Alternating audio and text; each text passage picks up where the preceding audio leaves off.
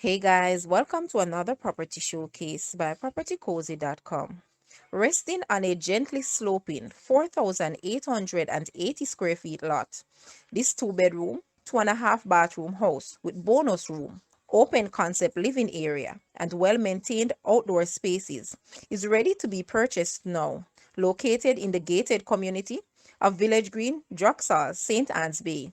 It is an ideal investment in the now demand area of St. Anne, as it is close by to shopping, schools, restaurants, commerce easily accessible from the highway. Unfurnished, this property has a separate laundry area, smaller room for an office, large spacious bedrooms, living, dining, and outdoor back patio that provides a blank canvas to create a home. Guys, let's take a look at this house. And please watch the entire video for more details at the end.